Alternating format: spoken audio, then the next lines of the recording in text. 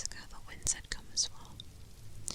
Most sections of Derry had lost their power then, and if it was not back on yet. A small boy in a yellow slicker and red galoshes ran cheerfully along beside the newspaper boat. The rain had not stopped, but it was finally slackening. It tapped on the yellow hood of the boy's slicker, sounding to his ears like rain on a shed roof, a comfortable, almost cosy sound. The boy in the yellow slicker was George Denborough. He was 6. His brother, William, known to most of the kids at Derry Elementary School, and even to the teachers who would never have used the nickname to his face, a stuttering Bill, was at home hacking out the last of a nasty case of influenza. In that autumn of 1957, 8 months before the real horrors began, and 28 years before the final showdown, stuttering Bill was 10 years old. Bill had made the boat beside which George now ran. He had made it sitting up in bed, his back propped against a pile of pillows, while their mother played Fur Elise on the piano in the parlour, and rain swept restlessly against his bedroom window. About 3/4 of the way down the block, as one headed down toward the intersection and the dead traffic light. Witcham Street was blocked to motor traffic by smudge boards and 4 orange sawhorses. Stencilled across each of the horses was Derry Department of Public Works. Beyond them, the rain had spilled out of gutters clogged with branches and rocks and big sticky piles of autumn leaves. The water at first pried finger holes in the paving, and then snatched whole gradientfuls. All of this by the 3rd day of the rains. By noon of the 4th day, big chunks of the street surface were burting through the intersection of Jackson and Witcham like miniature whitewater rafts. By that time, many people in Derry had begun to make nervous jokes about arcs. The Public Works Department had managed to keep Jackson Street open, but Witcham was impassable from the sawhorses all the way to the centre of town. But everyone agreed the worst was over. The Kendiskeg stream had crested just below its banks in the barrens, and bare inches below the concrete sides of the canal, which channeled it tightly as it passed through downtown. Right now, a gang of men, Zach Denborough, George's and Bill's father among them, were removing sandbags they had thrown up the day before with such panicky haste. Yesterday, overflow and expensive flood damage had seemed almost inevitable. God knew it had happened before.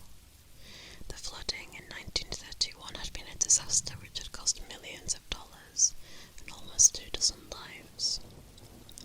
That was a long time ago, but there were still enough people around who remembered it to scare the rest. One of the flood victims had been found 25 miles east in Bucksport. The fish had eaten this unfortunate gentleman's eyes, 3 of his fingers, his penis, and most of his left foot. Clutched in what remained of his hands had been a Ford steering wheel. Now, though, the river was receding, and when the new Bangor Hydro Dam went in upstream, the river would cease to be a threat. Also said Zach Denborough, who worked for Bangor Hydroelectric. As for the rest, well, future floods could take care of themselves.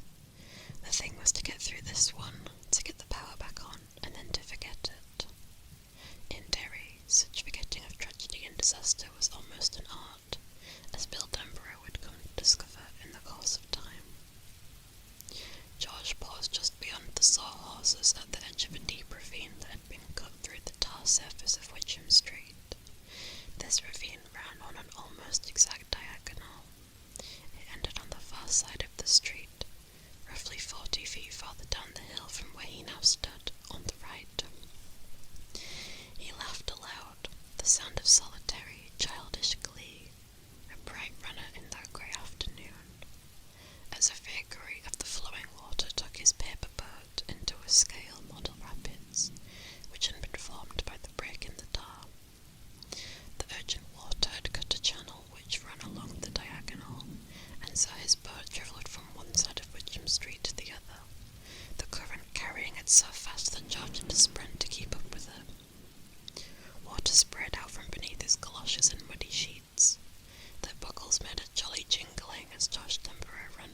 strange death, and the feeling which filled him at that moment was clear and simple love for his brother Bill.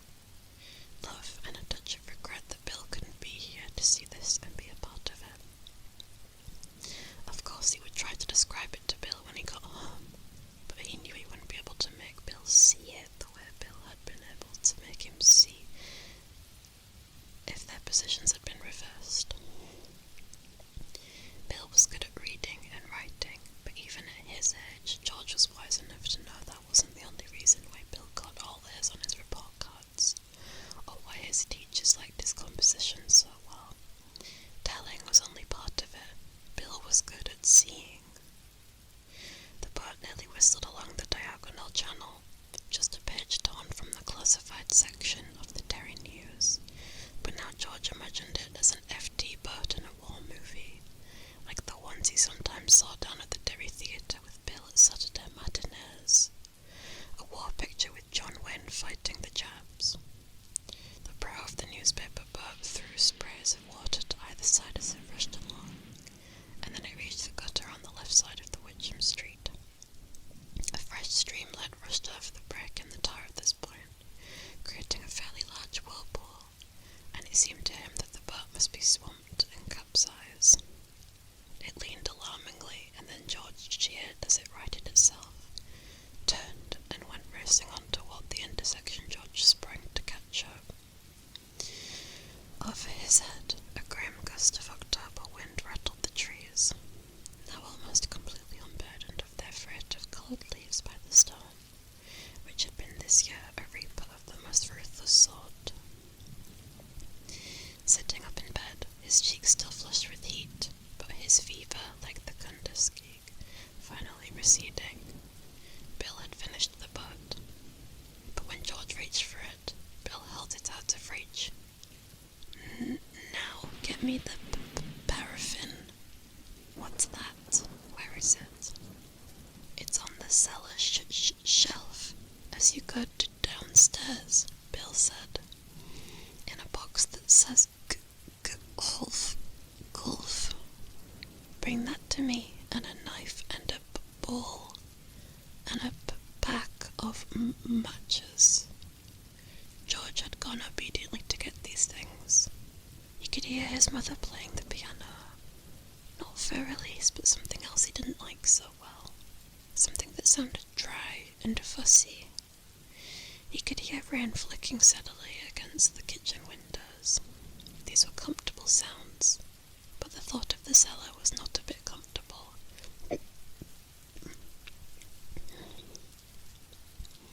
He did not like the cellar, and he did not like going down the cellar stairs, because he always imagined there was something down there in the dark. That was silly, of course. His father said so, and his mother said so, and even more important, Bill said so.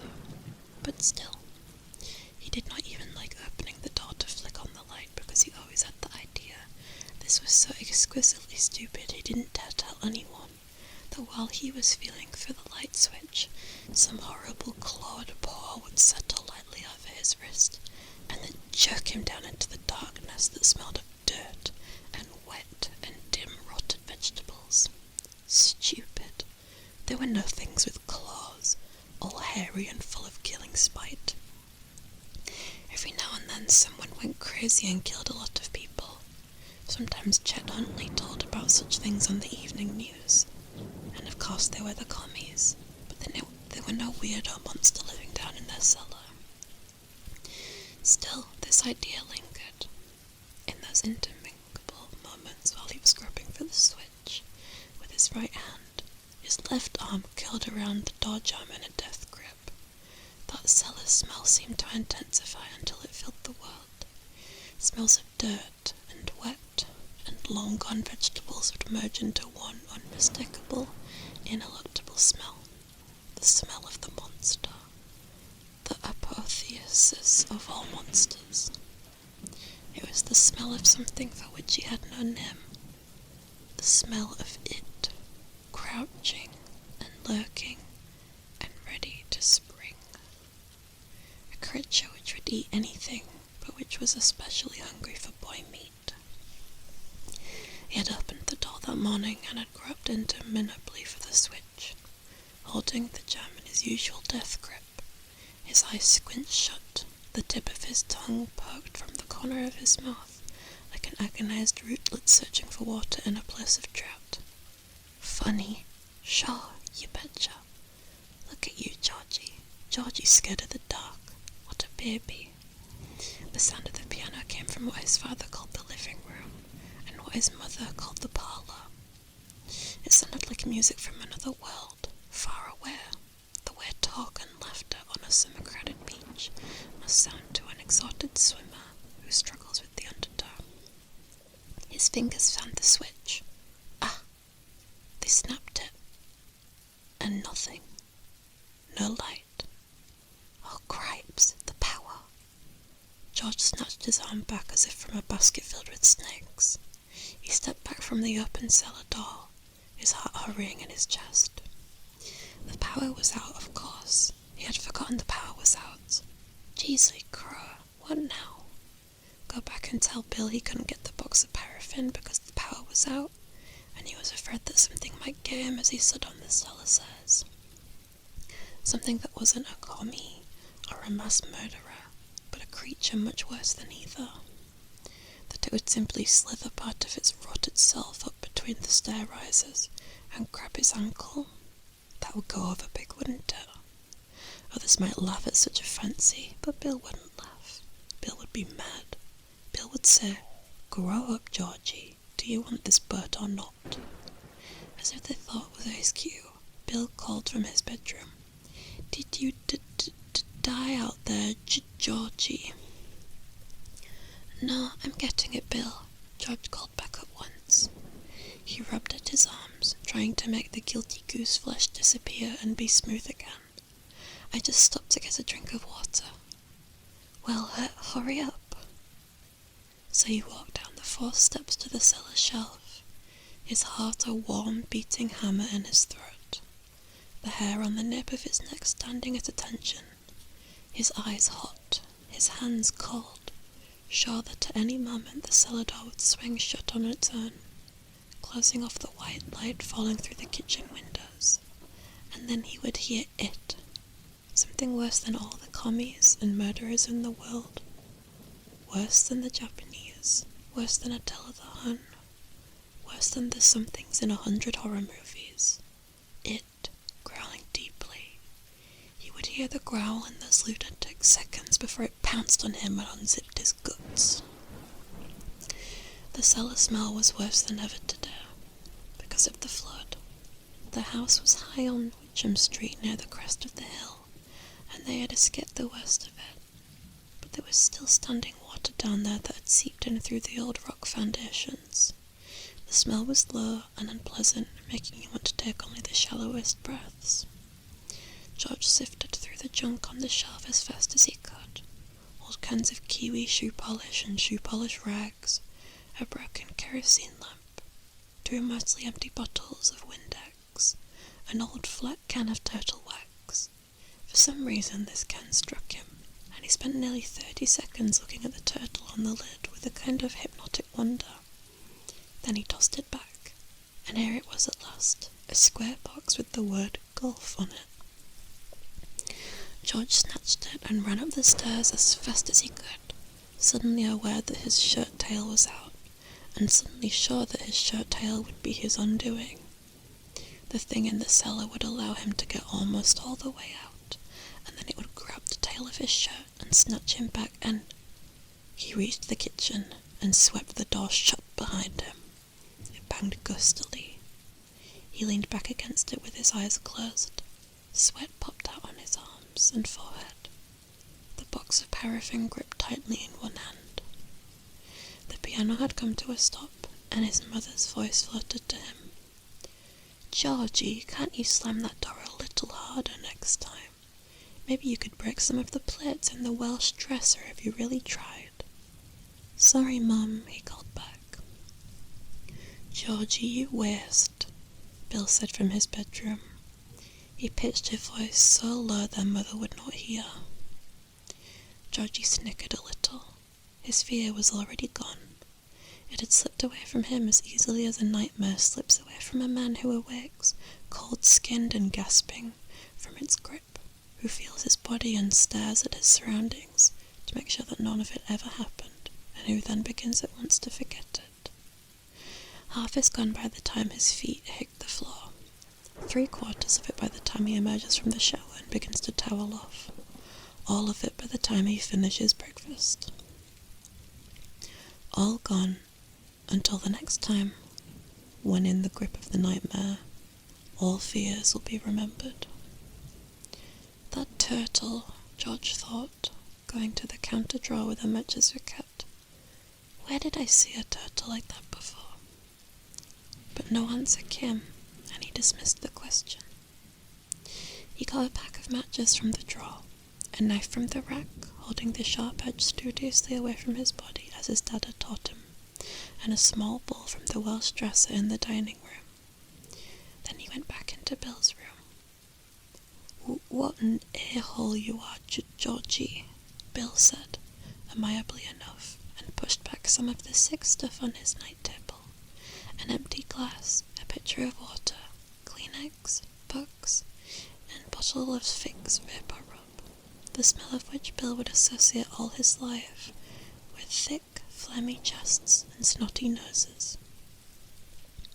The old Philco radio was there too, playing not Chopin or Bach, but a little Richard tune, very softly, however, so softly that little Richard was robbed of all his raw and elemental power.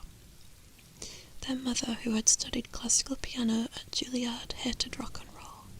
She did not merely dislike it, she abominated it. "I'm no a-hole," George said, sitting on the edge of Bill's bed and putting the things he had gathered on the night table. "Yes, you are," Bill said. "Nothing but a great big brown a-hole, that's you." George tried to imagine a kid who was nothing but a great big a-hole on legs and began to giggle. "Your a-hole is bigger than Augusta," Bill said, beginning to giggle too. "4 a-hole is bigger than the whole state," George replied. This broke both boys up for nearly 2 minutes. There followed a whispered conversation of the sort which means very little to anyone save small boys. Accusations of who was the biggest a-hole, who had the biggest a-hole, which a-hole was the brownest, and so on. Finally, Bill said one of the forbidden words. He accused George of being a big, brown, shitty a-hole, and they both got laughing hard. Bill's laughter turned into a coughing fit, as it finally began to taper off. By then Bill's face had gone a plummy shade, which George had regarded with some alarm. The piano stopped again. They both looked in the direction of the parlour, listening for the piano bench to scrape back, listening for their mother's impatient steps. Bill buried his mouth in the crook of his elbow, stifling the last of the coughs, pointing at the picture at the same time. George poured him a glass of water, which he drank off. The piano began once more, Farrelly's again. Stuttering Bill never forgot that piece, and even many years later it never failed to bring goose flesh to his arms and back. His heart would drop, and he would remember, "My mother was playing that the day Georgie died." "You gonna cough any more, Bill?" "No." Bill pulled a Kleenex from the box, made a rumbling sound in his chest, spat phlegm into the tissue, screwed it up, and tossed it into the wastebasket by his bed, which was filled with similar twists of tissue. Then he opened the box of paraffin and dropped a waxy cube of the stuff into his palm. Georgie watched him closely, but without speaking or questioning. Bill didn't like Georgie talking to him while he did stuff, but George had learned that if he just kept his mouth shut, Bill would usually explain what he was doing. Bill used the knife to cut off a small piece of the paraffin cube. He put the piece in the bowl, then struck a match and put it on top of the paraffin. The two boys watched the small yellow flame as the dying wind drove rain against the window in occasional spatters. "Got to waterproof the boat or it'll just get wet and sink," Bill said. When he was with George, his stutter was light. Sometimes he didn't stutter at all. In school, however, it could become so bad that talking became impossible for him. Communication would cease and Bill's schoolmates would look somewhere else while Bill clutched the sides of his desk, his face growing almost as red as his hair, his eyes squeezing into slits as he tried to winch some word out of his stubborn throat. Sometimes, most times, the word would come. Other times it simply refused. He had been hit by a car when he was 3 and knocked into the side of the building. He had remained unconscious for 7 hours. Mum said it was that accident which had caused the stutter. George sometimes got the feeling that his dad, and Bill himself, was not so sure. The piece of paraffin in the bowl was almost entirely melted. The match flame guttered lower, growing blue as it hugged the cardboard stick, and then it went out. Bill dipped his finger into the liquid, jerked it out with a faint hiss. He smiled apologetically at George. "Hot," he said. After a few seconds, he dipped his finger in again and began to smear the wax along the sides of the boat, where it quickly dried to a milky haze. "Can I do some?" George asked. "Okay, just don't get any on the blankets or Mum will kill you." George dipped his finger into the paraffin, which was now very warm but no longer hot, and began to spread it along the other side of the boat. "Don't put on so much, you ear-hole," Bill said.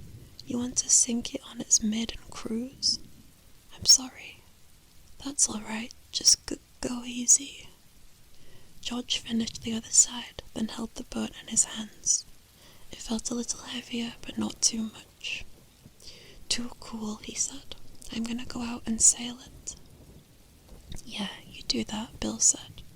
He suddenly looked tired and still not very well. "I wish you could come," George said. He really did. Bill sometimes got bossy after a while, but he always had the coolest ideas, and he hardly ever hid. "It's your boat, really."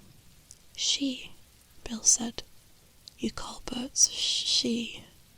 "She, then." "I wish I could come too," Bill said glumly. "Well," George shifted from one foot to the other, the boat in his hands. "You put on your rain stuff," Bill said, "or you'll wind up with the flu who, like me, probably catch it anyway from my germs." "Thanks, Bill. It's a neat boat." And he did something he hadn't done for a long time, something Bill never forgot. He leaned over and kissed his brother's cheek.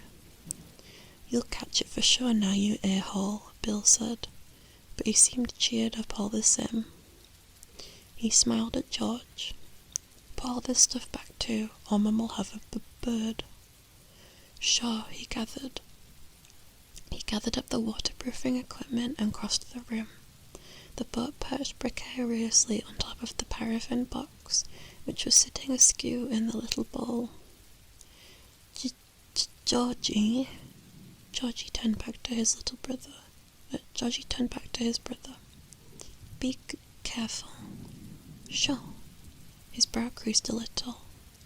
"That was something your mum said, not your big brother. It was as strange as him giving Bill a kiss." "Sure I will." He went out. Bill never saw him again.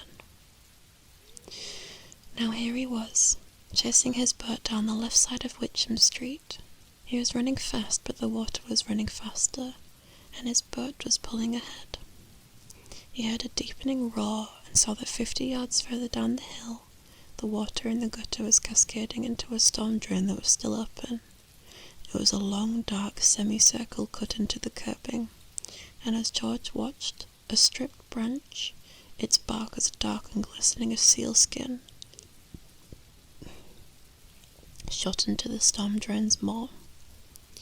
It hung up there for a moment, and then slipped down inside. That was where his boat had headed.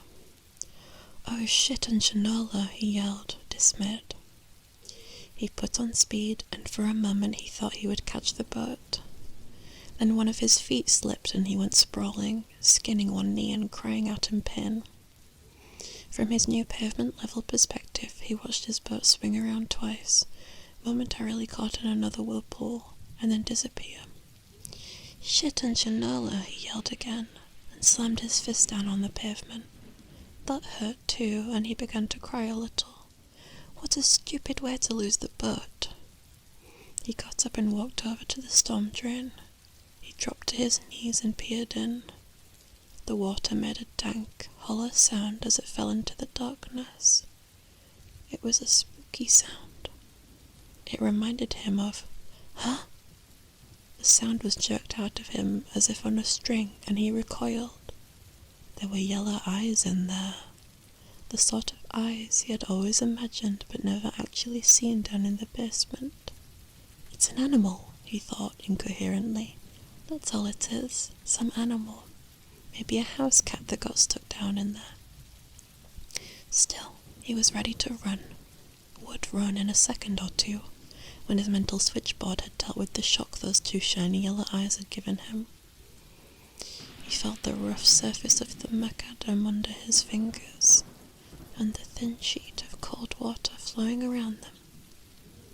He saw himself getting up and backing away, and that was when a voice, a perfectly reasonable and rather pleasant voice, spoke to him from inside the storm drain. "Hi, Georgie," it said. George blinked and looked again.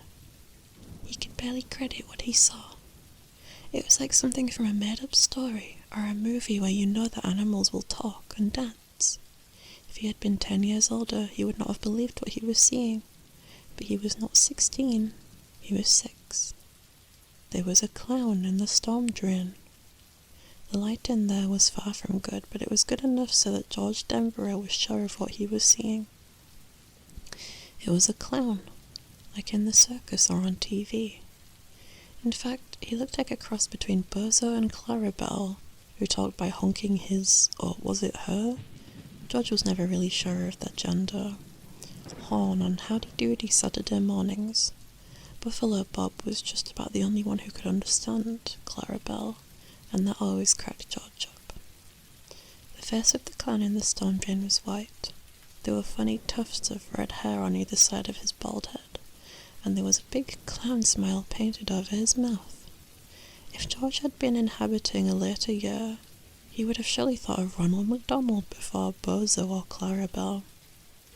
The clown held a bunch of balloons, all colours like gorgeous ripe fruit in one hand. In the other he held George's newspaper boat. "Want your boat, Georgie?" The clown smiled. George smiled back. He couldn't help it. It was the kind of smile you just had to answer. "I sure do," he said. The clown laughed. "I sure do. That's good. That's very good. And how about a balloon?" "Well, sure." He reached forward and then drew his hand reluctantly back. "I'm not supposed to take stuff from strangers. My dad said so."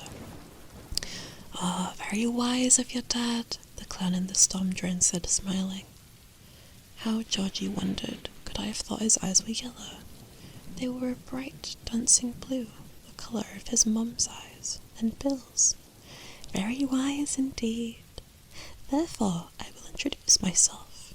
I, Georgie, am Mr. Bob Gray, also known as Pennywise the Dancing Clown. Pennywise, meet George Denverer.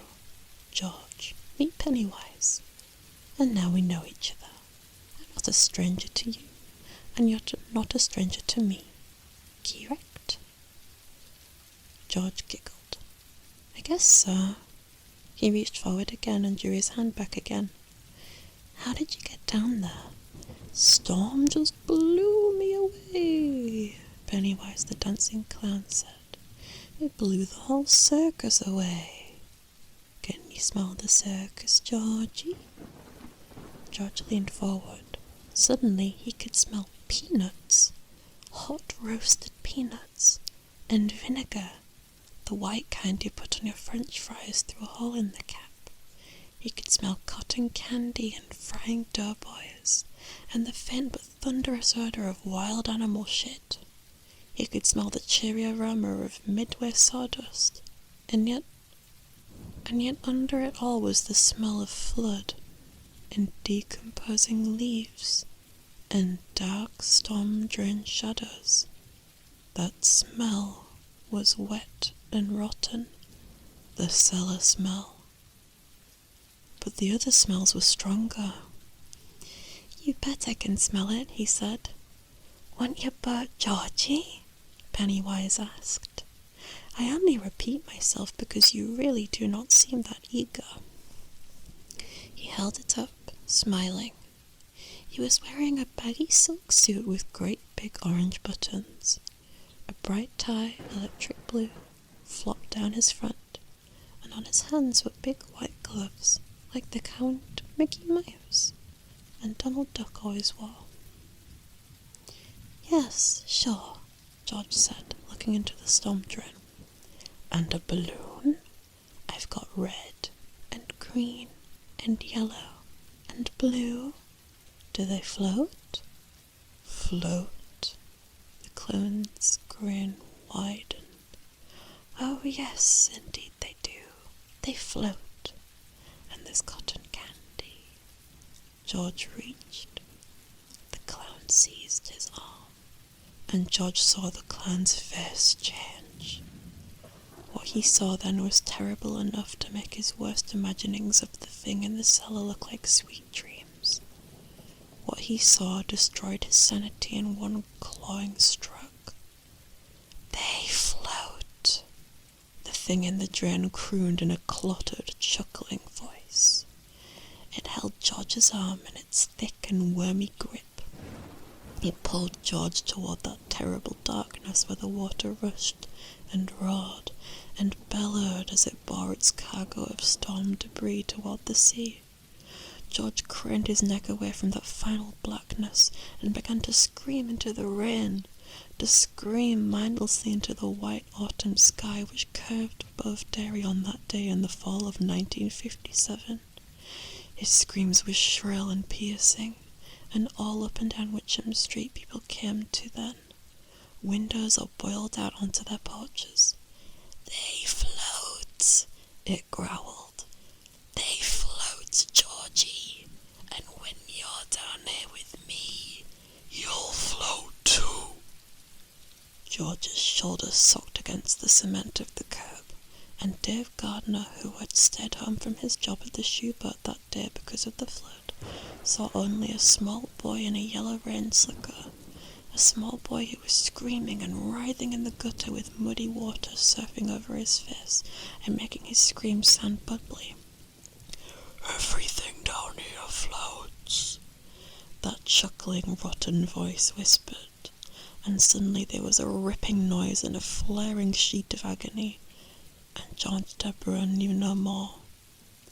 Dave Gardner was the first to get there, and although he arrived only 45 seconds after the first scream, George Denborough was already dead. Gardner grabbed him by the back of the slicker, pulled him onto the street, and began to scream himself as George's body turned over in his hands. The left side of George's slicker was now bright red. Blood flowed into the storm drain from the tattered hole where the left arm had been. A knob of bone, horribly bright, peeped through the torn cloth. The boy's eyes stared up into the white sky, and as Dave staggered away toward the others, already running pell-mell down the street, they began to fill up with rain. Somewhere below in the storm drain that was already filled nearly to capacity with runoff, there could have been no one down there, the county sheriff would later exclaim to a Derry News reporter, with a frustrated fury so great it was almost agony. Hercules himself would have been swept away in that driving current. George's newspaper boat shot onward through the nighted chambers, and long concrete hallways that roared and chimed with water. For a while it ran neck and neck with a dead chicken that floated with its yellowy reptilian toes pointed at the dripping ceiling. Then at some junction east of town, the chicken was swept off to the left, while George's boat went straight. An hour later, while George's mother was being sedated in the emergency room at Derry Home Hospital, and while stuttering Bill sat stunned and white and silent on his bed, listening to his father sob hoarsely in the parlour where his mother had been playing fur-release when George went out. The boat shot out through a concrete loophole like a bullet exiting the muzzle of a gun, and ran at speed down a sluiceway and into an unnamed stream. When it joined the boiling, swollen Penobscot River 20 minutes later, the first rifts of blue had begun to show in the sky overhead. The storm was over. The boat dipped and swayed and sometimes took on water, but it did not sink. The two brothers had waterproofed it well. I do not know where it finally fetched up, if it ever did. Perhaps it reached the sea and sails there forever, like a magic boat in a fairy tale. All I know is that it was still afloat and still running on the breast of the flood when it passed through the incorporated town limits of Derry, Maine. And there it passes out of this tale.